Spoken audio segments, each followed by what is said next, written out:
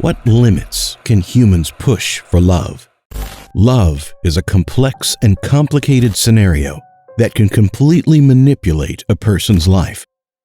Even worse is to be involved in a love triangle wherein the arrays of negative emotions begin to take over.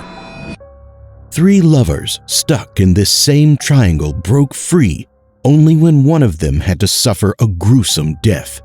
3 lives lost for the sake of teenage love.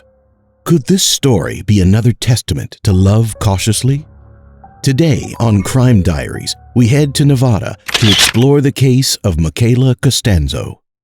Micaela Costanzo, 16, was a good kid. She was pretty and popular.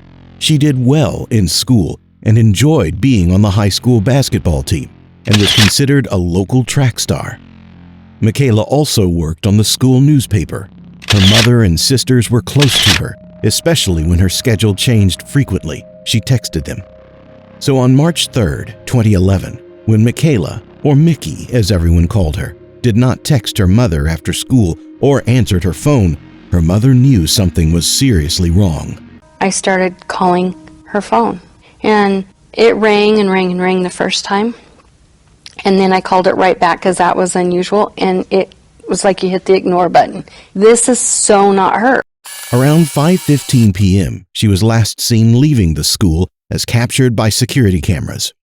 Micaela intended to walk to her sister's house because her sister typically gave her a ride home but was out of town. Micaela's absence from home and her failure to return calls and texts caused her mother to panic, and she started calling Micaela's friends when she did not show up. Then she called the police, who started looking into the teen's disappearance right away. Along with other community members, police soon started looking for the missing teen. They spoke with her classmates and friends, including her childhood buddy Cody Patton, who shared the same account with police as her other pals. Mickey was last seen outside the school around 5 p.m. in the huge desert that surrounded the town, particularly the region known as the gravel pits. Many individuals formed search groups and started their investigations. 2 days later, a searcher discovered fresh tire tracks leading to what appeared to be fresh blood and a suspicious mound covered in sagebrush. The dead body of Micaela Costanzo was found by investigators, just as everyone had dreaded. Costanzo had been struck with a shovel, according to a later investigation. A plastic tie that Costanzo had on her arm was also discovered by authorities. Police were able to conclude from the evidence that she had been taken against her will to the crime scene. According to the initial reports, Mickey had been stabbed in the throat and struck with a shovel. Further information was sought for by investigators using the school's security cameras. Detectives began their investigation into the case by speaking with Micaela's classmates and looking over her call log and text history. These efforts pointed police toward then 18-year-old Cody Cree Patton, a longtime acquaintance who had once dated Micaela. Patton's current girlfriend was Tony Fratto, 19.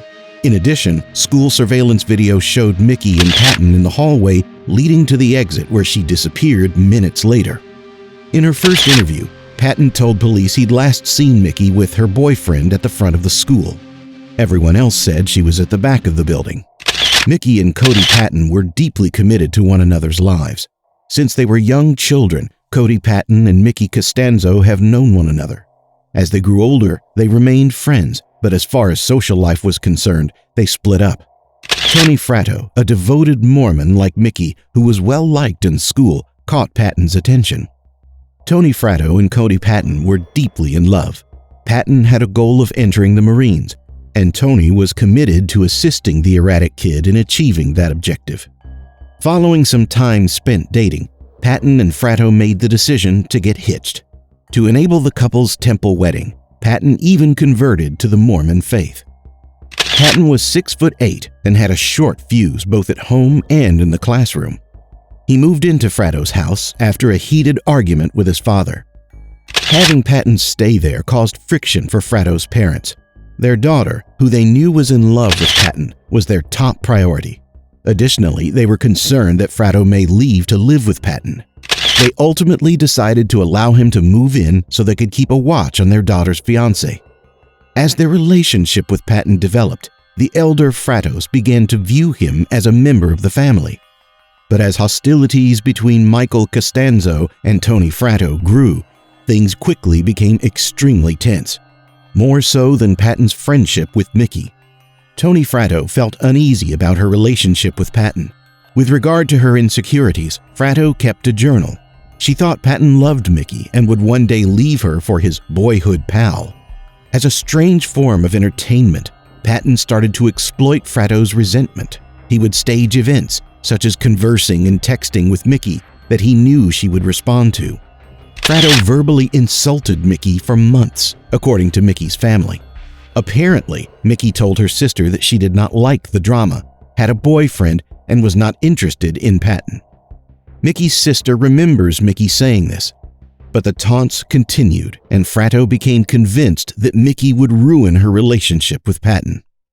When Patton was identified as the case's main person of interest, the police invited him for an interview. Patton's breakdown did not take long to occur. He admitted to being involved in Mickey's death after his father encouraged him to do so. After school, Mickey and Patton, according to Patton's account to the police, took a trip to the gravel pit. They started arguing. He claimed she instructed him to call off his engagement to Fratto and begin seeing her, which he refused to do. Physical altercation ensued. He shoved her back as Mickey started slapping him across the chest. She crashed to the ground, banged her head, and began to have convulsions. Patton attempted to use a shovel to strike her in the head in an attempt to put her out of her misery.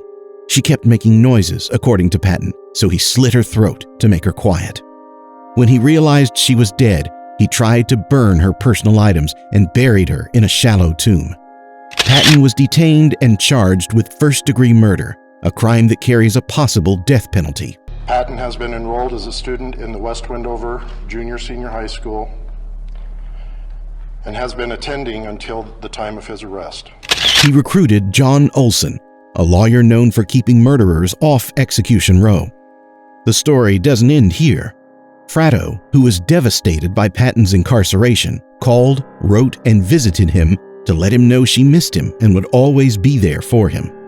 Then, in April 2011, while her parents were away, Patton's father and Fratto went to Olson's office and tape-recorded a totally different account of the events leading up to Mickey's murder. After school, Fratto claimed she received a text from Patton saying, "I got her." That meant Mickey was traveling to pick up Fratto in an SUV that Patton had borrowed. The three went to the gravel pits. Patton and Mickey exited the vehicle. Mickey began yelling at Patton and shoved him. Fratto claimed that while trying to block her view, she heard a loud crash and exited the SUV to investigate. She claimed Mickey was motionless and laid on the ground. Patton started to prepare a grave. By the time he was done, Mickey was barely conscious. They assaulted her with a shovel, kicked and punched her. They laid her in the grave, and as soon as she stopped moving, they each slit her throat. In order to hold Mickey down throughout the assault, Fratto acknowledged that she had sat on her legs. There was no attorney-client privilege because Patton was his client and not Fratto, so Olson quickly gave the police the tape. After being arrested, Tony Fratto, who had not even been a suspect, was charged with murder and imprisoned without bail. Later, Patton revised his account of what transpired on the day Mickey. He claimed that Fratto confronted Mickey that day at school and branded her a slut at a discussion regarding a plea agreement. Patton recommended that Fratto and Mickey meet to resolve the issue. Mickey had agreed when Fratto indicated she wanted to fight it out. With this particular telling of the tale, Patton stopped there. He stopped when his lawyer advised him to reject the plea bargain. There were plea deals presented to Patton and Fratto. Patton initially agreed, but then altered his mind. Fratto consented to confess to second-degree murder and give a false testimony against the guy she had sworn she would always support. Fratto delivered a different confession to the police than she did to Patton's attorney. This time, she claimed Patton was angry with Mickey and that when she entered the SUV, Mickey was jammed in the back, frightened, with her hands covering her face. "We must kill her," Patton text messaged Fratto. He told Fratto to be on guard when they arrived at the gravel pits. Patton instructed Fratto to strike Mickey as he dug the hole, but she refused. Patton started striking Mickey and ordered Fratto to smack her with the shovel. Mickey was struck in the shoulder by Fratto and the head by Patton. Fratto restrained Mickey's legs as she lay on the ground. At some point, Mickey asked Patton if she was still alive and whether she could go home. Patton cut her throat with a knife.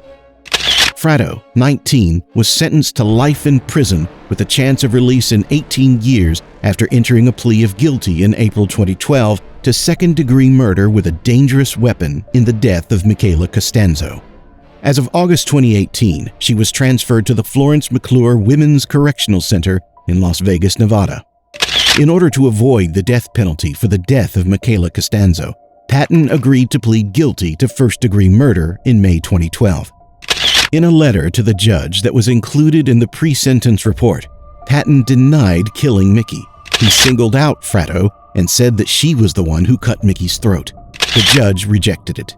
He gave Patton a life sentence and said, "Your heart freezes, Mr. Patton. There will be no chance for parole."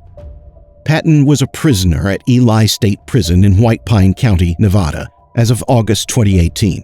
Fratto later provided another account of the incidents leading up to Mickey's death, further contradicting the first. With the two killers locked away from one another, Fratto had time to reconsider her situation. In an interview with Dateline NBC's Keith Morrison, she said that she had been abused and controlled by Patton during most of their relationship, and that he forced her to participate in murdering Mickey. She feared for her life after she saw him beat Mickey, and said she had no choice but to go along with what he wanted. But no matter who pulled the cord, a young life was lost due to two monsters.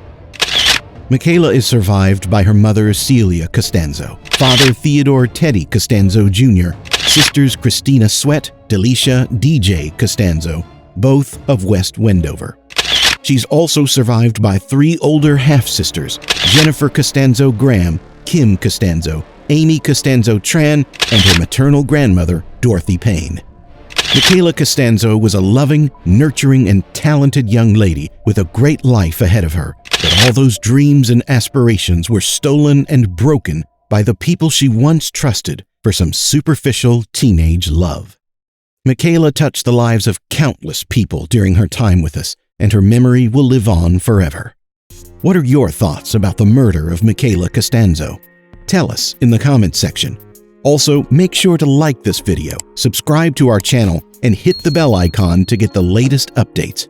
This has been Crime Diaries, and until next time, don't be another statistic.